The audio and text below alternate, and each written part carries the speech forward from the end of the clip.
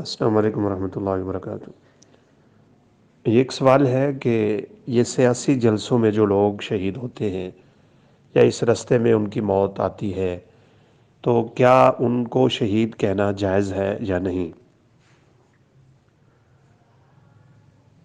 شہید ایک بہت ہی پاکیزہ سا لفظ ہے، اور اس کا استعمال اللہ رب العزت نے قرآن مجید میں کیا اور رسول اللہ صلی اللہ علیہ وسلم نے اپنی احادیث میں کیا، اور یہ مقام اور مرتبہ انتہائی عظیم ہے۔ اللہ ہم سب کو نصیب فرما دے۔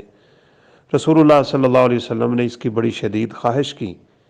آپ نے فرمایا، میں چاہتا ہوں اقاتل فی سبیل اللہ، اللہ کے رستے میں لڑوں تو کیا ہو، اقتل، شہید ہو جاؤں، ثم احیا، پھر زندہ ہو جاؤں، ثم اقتل، ثم احیا، ثم اقتل، ثم احیا، پھر مارا جاؤں، پھر شہید ہو جاؤں، پھر مارا جاؤں، پھر شہید ہو جاؤں۔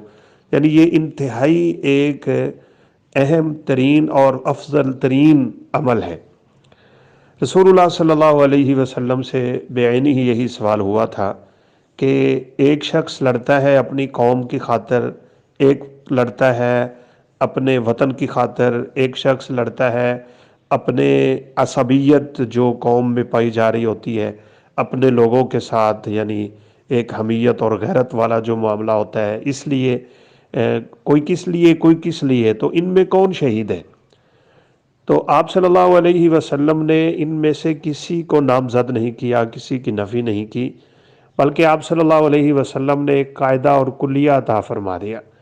آپ نے فرمایا، من قاتل لتکون کلمۃ اللہ ہی العلیٰ، صرف وہ شہید ہے جس کے مرنے کا، جس کے شہید ہونے کا، جان دینے کا صرف ایک ہی مقصد تھا، اور وہ یہ کہ اس زمین پہ اللہ رب العزت کی توحید کا کلمہ بلند ہو جائے، دین اسلام کے لیے، اعلاء کلمت اللہ کے لیے اس نے جان دے دی، تو بس وہ شہید ہے، باقی کوئی شہید نہیں۔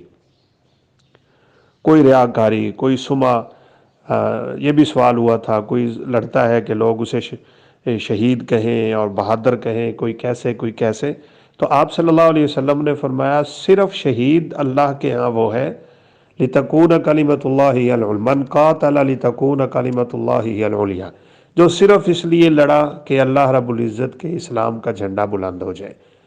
تو آپ دیکھ لیں، یہ جو سیاسی لوگ مر رہے ہیں، کیا ان کا مقصد اللہ رب العزت کے دین کا نفاذ ہے، یا ایک پارٹی کی اہمیت ہے، کسی شخص کے پیچھے مر رہے ہیں، یا ان کے یعنی مطمع نظر کچھ اور چیزیں ہیں؟